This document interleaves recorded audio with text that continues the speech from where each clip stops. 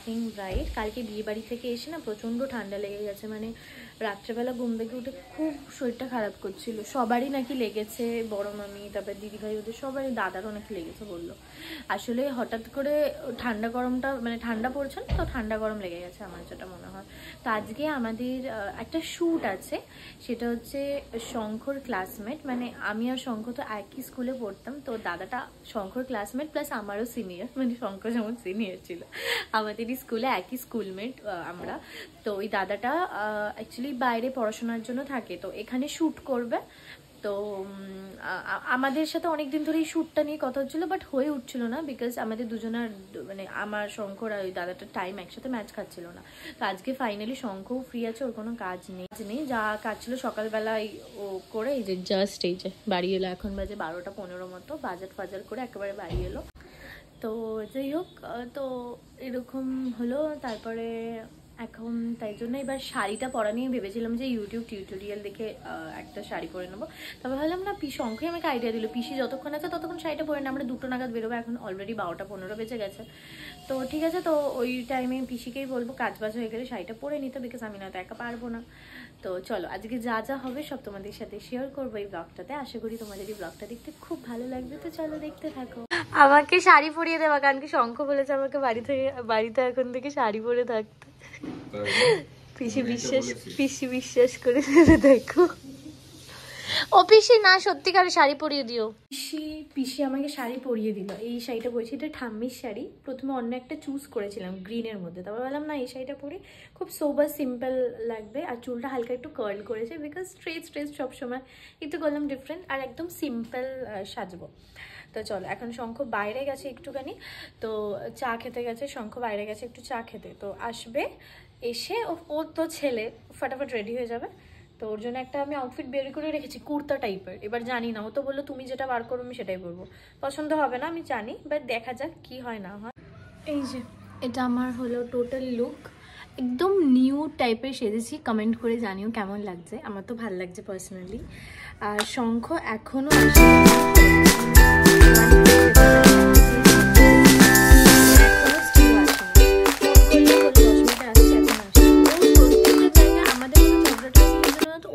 Punctual, মানে punctual, হ্যাঁ বলা চলে, বাট শঙ্খ একদমই সেটা না, একদমই সেটা না। 3:30 বাজে, আর খাওয়া দাওয়া করে এখন আমরা যাচ্ছি। আমার মনে হচ্ছে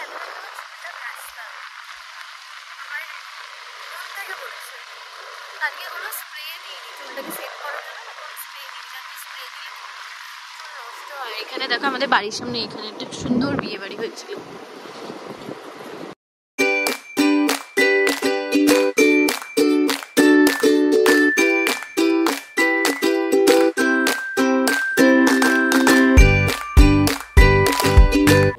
বাজে হচ্ছে কটা বাজে এখন 3:45 মতো বাজে, আমরা পৌঁছে গেছি। আর এই যে হংসেশ্বরী মন্দির,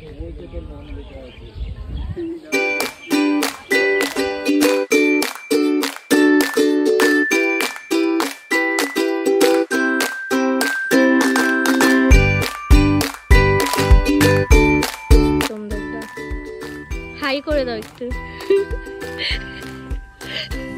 চলো চলো চলো। আমাদের এখানে কি বলতো করতে দিল না, এখানে ক্যামেরা বা ভিডিও বা কিছু করা মানে অ্যালাউ নেই, তো এইটুকু বাইরের মধ্যে করতে দেবে। তো এখানে করবো না। দেখো রোদটাও, শীতকালে তো রোদেরও স্টেবিলিটি কম থাকে, মানে রোদ অনেক তাড়াতাড়ি চলে যায়। তো আমরা ভাবছি রানী রাসমণিতে যাবো, বা দেখি কি করা যায়। বাট আমি আজকে অনেক কষ্ট করে সেজেছি, আজকে করতেই হবে।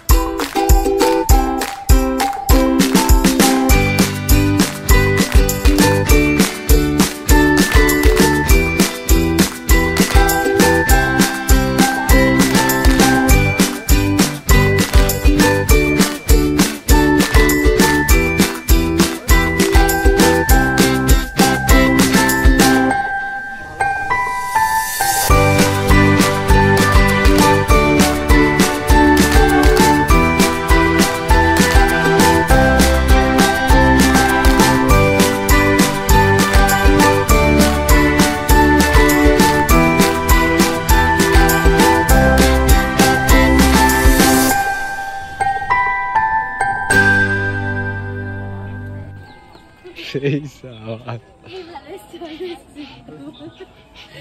লিটারালি দারুণ আসছে। হোল্ড কর আর নেক্সট পোজ। এই যে এখন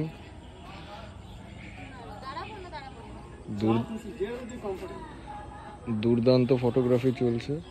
কোন দিক দিয়ে কোন দিক দিয়ে? এই দিক দিয়ে তো মন্দির যাবে তো প্রথমে। মন্দিরটা মনে করছি আগে। হ্যাঁ হ্যাঁ হ্যাঁ হ্যাঁ এখন আমরা এসে হচ্ছে রানী রাসমণি। তো ওখানে খুব সুন্দর সুন্দর ফটোজ এসছে ন্যাচারাল, মানে যেটা আমার ক্রাইটেরিয়া থাকে যে ন্যাচারাল। আমার প্রি ওয়েডিংয়েও যারা মানে আমার বিয়েতেও যারা করেছিল তাদেরও মানে এরকম টাইপেরই। আমি ফটোগুলো দেখাবো, পেয়ে গেলে তো দেখাবোই। আর এইগুলো তুললে আমি দেখাচ্ছি, দাঁড়াও। খুব ন্যাচারাল এসছে। আর এই যে এইখানটাতে আমরা এখন এসছি।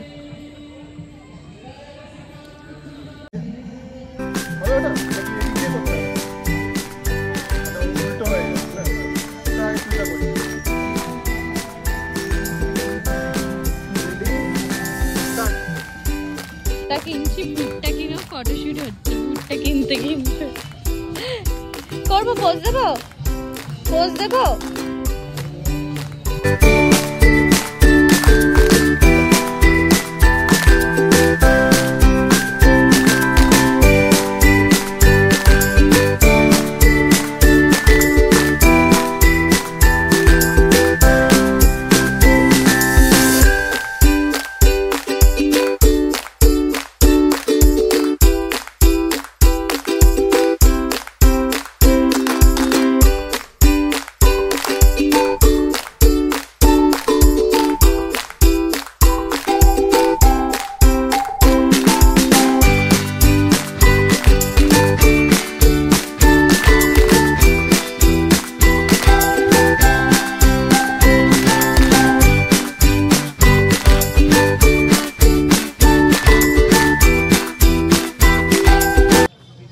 প্রচুর খাটাখাটনি হচ্ছে, কিন্তু ও আজকে যা ফটো সব কিছু উঠিয়ে দিচ্ছে খুবই ভালো তুলছে। ও ক্লিকগুলো পুরো ন্যাচারাল, ফুল হচ্ছিল জেনারেল টাইপের, খুব ভালো তুলছে।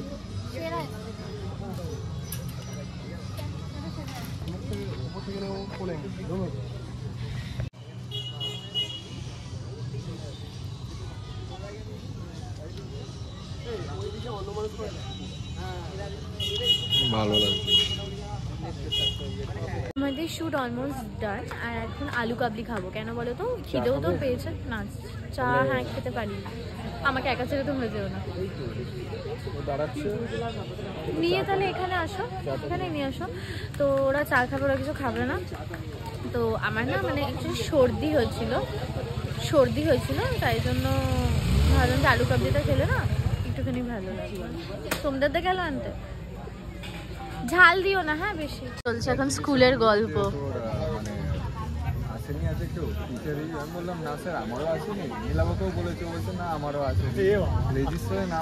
ক্লাস বাঙ্কের গল্প বলতে পারি যে না আমি তো রেজিস্টারে নাম লিখেছিলাম, আমার তো কোনো দোষ নেই। বিশাল পড়াশোনা করে ওই থাকে না ফার্স্ট গার্লগুলো কেস খাওয়ায়। জিজ্ঞাসা করেছে, ও বলছে বলছিল না না মানুষ লেগে এসেছিল তো আমি দেখেছি, যাবো এসছে।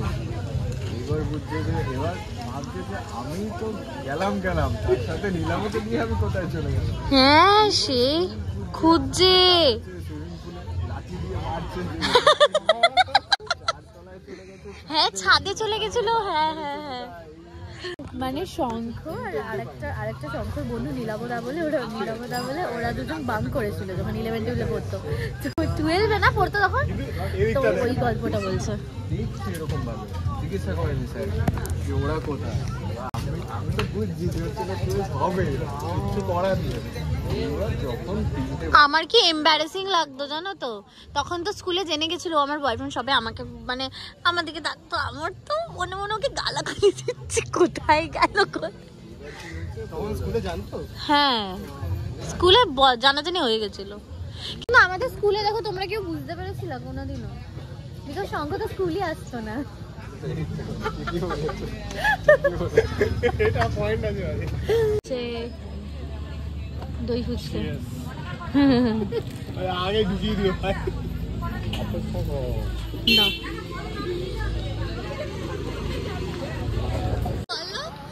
বললো ব্লগে নিবি কিন্তু এই কথাটা, আবার এখন বলছে। ভাবি এটা সুন্দর তো, ফটোগুলো খুব তাড়াতাড়ি আসবে, চিন্তা করো না। এই কবে দেবে, ভালো আছো তো? কবে দেবে সুন্দর তো ফটোগুলো? বাড়ি এসে গেছে, এখন বাজে হচ্ছে 7:05 মতো। প্রচণ্ড ঠান্ডা লাগছে, তাই জন্য পা ফা ধুয়ে বসে পড়েছি। আর ওই শুধু তো শাড়িই পরেছিলাম, শাড়ি আর ব্লাউজ, কোনো তো কিছু নিইনি ঠান্ডার। তো আসার সময় না মানে কাছাবা থেকে কল্যাণী আসার যে মাঝখানে যে রোডটা বিভৎস লাগছিল বলো, তারপরে বিভৎস মানে খুব ভালো, এটা এসে তাড়াতাড়ি জড়িয়ে জড়িয়ে ধুবু এখন বসে আছে। আর আমাদের 3তলার ঘরটাতে কি বলতো, শীতকালে যেমন খুব ঠান্ডা, গরমকালে খুব গরম, তো এখন প্রচণ্ড ঠান্ডা। 10টা মতো বাজে, হচ্ছে 9:30 মতো। আর আমি অর্ডার দিলাম হচ্ছে চিকেন বিরিয়ানি ফ্রম ঢাকেশ্বরী, যে রেস্টুরেন্টটাতে আমরা সবসময় যাই। আশেপাশে যারা থাকো তারা তো চেনো, বাট যারা দূর থেকে যদি কেউ ব্লগ দেখে থাকো তাদের উদ্দেশ্যে বললাম, আমরা সচরাচর যেখানেই খেতে যাই, মানে সবসময় যেখানে খেতে যাই সেই রেস্টুরেন্টটা থেকেই অর্ডার করলাম। ওখানকার বিরিয়ানি ইজ টু গুড। মুখে না কোনো রুচি নেই, মানে ঝাল ঝাল খেতে ইচ্ছা করছে বিরিয়ানি বা একটুখানি মুখরোচক খাবার। এবার অনেকে আবার ভাবতেও পারো যে আমি ডায়েট করবো বলেছিলাম, বাট বিলিভ করো এই কটা দিন না আমি অনেকটা কন্ট্রোল করেছি। আমি কালকে বিয়েবাড়িতে গিয়েও খুব অল্প খেয়েছি, আর এই কটা দিন ভাতও আমি ভেবে ভেবে ভেবে খাচ্ছি। আমি যখন না বিয়ের পর যখন রোগা হয়েছিলাম, আমার তো কিছু হেলথের প্রবলেম হয়েছিল, সেটার জন্য আমাকে বাধ্য হতে হয়েছিল খাবার রেস্ট্রিকশন করতে, ঝাল ঝুল না খেয়ে, রিচ না খেয়ে। বাট একটা জিনিস আমি যেটা লক্ষ্য করেছিলাম কি বলতো, যে আমি যদি খাবার কম খাচ্ছিলাম বা কিছু খাচ্ছিলাম না, পরের দিনকে আমার বেশি খেতে ইচ্ছাও করছিল না, ঠিক ওইটুকুই আমার অ্যাডজাস্ট হয়ে গেছিলো, মানে অ্যাকাস্টম হয়ে গেছিলাম আমি ওইটাতে। তো শঙ্খ আমাকে বললো যে তুই ওই মেথডটাই ট্রাই কর। বাবা জল আছে পাশে, বাবাকেও খেতে দিয়ে দিয়েছি। তো যেটা বলছিলাম যে শঙ্খ বলে যে তুই এই ব্যাপারটাই ট্রাই কর, তুই আজকে বিকেলবেলা কোনো ফাস্টফুড খাস না, পরের দিনকেও দেখবি তোর ইচ্ছা করবে না, তারপরের দিনকেও তোর ইচ্ছা করবে না। ভাতের ক্ষেত্রেও ঠিক সেটাই কর, যে ভাতটা অল্প খা, পরের দিনকে তোর মানে পেটের সাথে তোর বডির সাথে ওটাই অ্যাকাস্টম হয়ে যাবে, ইউজ টু হয়ে যাবে। তো আমি ওইটাই ট্রাই করছি। তো আজকে না মানে শরীর একদমই ভাল লাগছে না, তো মুখের একটু for a change of test, মানে রুচিটা আনার জন্য আমি শঙ্খকে ফোন করলাম। ও বললো হ্যাঁ তাহলে বিরিয়ানি অর্ডার কর, একটা প্লেট কর, বিকজ ভাত আছে, ভাতও একটু খেতে হবে, তো ও বেশি খাবে না। তো যাই হোক, মাঝে মাঝে চিট ডে তো বানতাই হে for such a foodie like me. So যাই হোক, বাট জোকস অ্যাপার্ট, না আমাকে শরীরের দিকেও না সচেতন হওয়াটা বা শরীরকে যত্ন নেওয়াটা ইজ ভেরি এসেনশিয়াল। সো যাই হোক, ও এখন র্যাকেট খেলছে, তো র্যাকেট খেলে চলে আসবে। শীতকালে ফ্রেন্ডসদের সাথে ছোটোবেলা আমিও খেলতাম, বাট এখন ছেলেদের খেলাটা বজায় থেকে যায়, মেয়েদের না হয় না, এখানে ওখানে চলে যায় সবাই। শীতকালে র্যাকেট খেলার একটা হ্যাবিট আছে ওর, অ্যান্ড শি ইজ ভেরি মানে হি ইজ ভেরি স্পোর্টি, আর স্পোর্টসে না খুব ভালো। ফুটবল বলো, আমাদের স্কুলে ফুটবল টুটবল হতো, খেলতো আর বেশ ভালোই পারফর্ম করতো, মানে ট্রফি আনতো, আমাদের হাউসেই ছিল বাই দ্য ওয়ে। তো যাই হোক, তো ও আসলে তারপর খাবার বাবাকে খেতে দিয়ে দিয়েছি।